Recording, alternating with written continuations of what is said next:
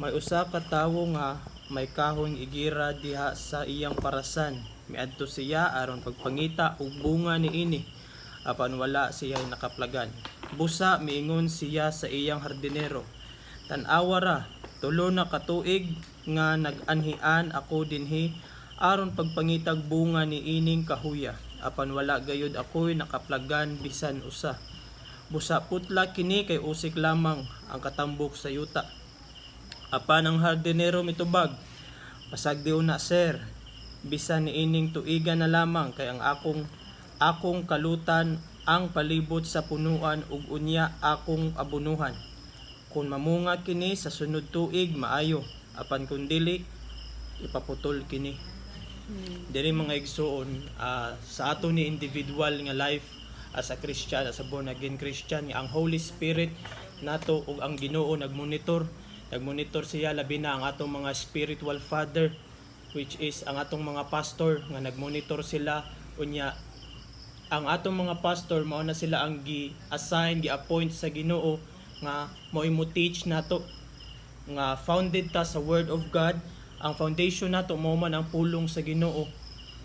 Unya ang kining fig tree nag-symbolize ni siya as foundation nga kita ug unsa ta nga born again, ug unsa ta nga Christian, nga dili man gud na assurance gud nga sa ato matag usa ka kinabuhi if dugay na ta sa Ginoo, daghan na tag mga seminar nga na apilan pero wala nato gi-spread ang goodness, ang kaayuhan nga ato na sinati ug ato na experience diha sa Ginoo, useless lamang kini.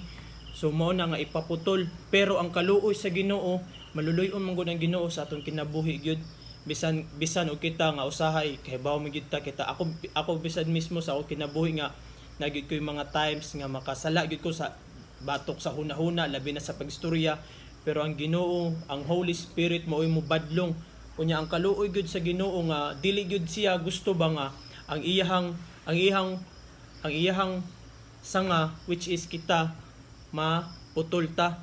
Dili gusto ang Ginoo nga ang atong connection between God and sa imuha maputol. Mao na nga diri nga verse gipaabot diri sa Ginoo ang repentance sa matag usa nga without God lisod gyud ta magrepent ug wala ang Ginoo ug wala pod ang Holy Spirit sa atong matag usa ka kinabuhi.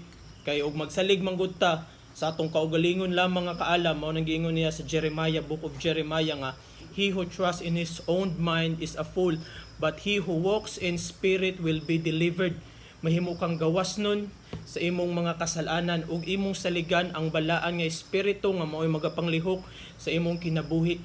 Without God, it is impossible to please God yun. So, ang kaluoy sa Ginoo mo'y pirmi nga nagpaabot sa atong kinabuhi nga badlongon ta, pinaagi sa iyang pulong nga matag-ukab nato sa iyang pulong, lahi-lahi og ipaabot sa atong pang-adlaw-adlaw nga kinabuhi. So, ang katuyuan ani nga verse, ang katuyuan ani nga pasumbingay, mao ni ang pag-reconcile or pakig-uli sa relasyon nimo diha sa Ginoo o mismo sa imong personal, sa imong pagka-carnal man. Kay kita gikan magyud sa mga makasasala. Unya ang tuyo pud ani is gipaabot ani nga si Ginoong Hesus, ang Ginoong Hesus mao'y magasentro, mo'y mahimong sentro sa atong matag adlaw nga kinabuhi, makig-reconcile mo na if ang carnal man nato mo'y mag-focus gyud putlon kini kay dili man ta mamunga. Pero once ang Holy Spirit, once ang Ginoo may imo'y sentro sa imong kinabuhi, dira na makig-uli. To make that connection is personal devotion and repentance gyud nga mamunga balik ang mao nagiingon nga fig tree. Kay based sa John 15:5 nga giingon dira nga mao na siya ang vine tree, punuan sa paras, nga ang mao ni siyang head, which is Jesus. Nya kita mismo mo'y nilipot ana kay ang fig tree usa ni siya ka dako nga punuan nga ang bawat sanga ani, ang iyang mga sanga, which is kita ang disciple sa Ginoo, mamunga ka og makakit naman ni siya sa lagyong lugar. Pero ang kini fig tree nindot ni siya nga punuan, dako kayo ni siya nga punuan nga ang iyang mga sanga mamunga, mamuwak. Mao ra pud ni kita nga once nga once nga sige nato reconcile, makig-uli ta sa Ginoo ug mangayo tag pasaylo, mangayo tag repentance sa Ginoo personally sa atong kinabuhi, mamunga ug mamunga kita. Pero once nga atong carnal man ang atong ipasunod sa adlaw-adlaw nato nga kinabuhi, putlon kita. Pero niingon diri nang hangyo gihapon, nang hangyo ang Holy Spirit nga hatagig tulo ka tuig. Ing anak ka maluluyon ng Ginoo sa atong kinabuhi nga bisan pa man og makasala ta how many times sige gihapon ang Holy Spirit ug ang Ginoo sige gihapon convict nimo nga kanang pakig-uli mo nang iyang pulong sa imong kinabuhi ug unsa man ang atong nakatunan base sa mga tudlo sa atong mga elders ato ning i-equip ug dili lang ni kutob nga atong paminawon kundi ato ning tun-an ug ato ning basahon ug ato ning ipa-spread sa uban nga makaingon ta ba nga maayo ang Ginoo sa akong kinabuhi kay na-experience na ko ang iyang gugma, ang iyang kalinaw. Mao na ang ninth fruit of the Holy Spirit.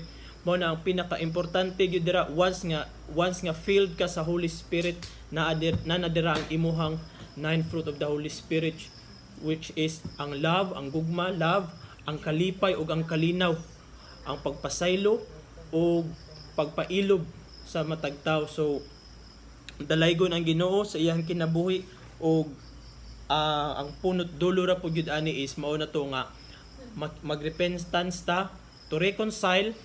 First is repentance and devotion gyud, devotion sa matag usa nga atong hinahinay exercise kay maluluyon man gyud ang Ginoo sa atong kinabuhi. Giingon niya diri sa verse 8 nga apan ang hardinero mitubag pasagdi una sir. Niingon ng Holy Spirit nga Lord kanang let it be nga Lord, let it be, ayaw lang usa putla bisan niining tuigan na lamang kay akong kalutan og palibot sa punuan og iyang abunuhan. Unsa may iabuno mo niyang gospel, ang gospel nga sige abuno once kay wala may makapugong gyud sa pulong sa Ginoo. Hait man gyud ni siya nga mutisog gyud ni og matandog gyud ka, tandugon gyud ang imong pagkatawo once nga open heart pud ka. Open heart ka nga mudawat ka sa mga badlong sa pulong sa Ginoo. Once nga imo dawaton ang mga pagbadlong sa Ginoo, diha man ka mo grow.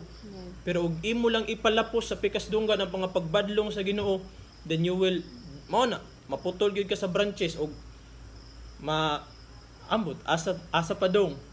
Pero once nga magpatuo gyud ta sa pulong sa Ginoo kay ato among gyud ni personal communication between God, between your creator and yourself. So in our daily life we must acknowledge the Holy Spirit gyud.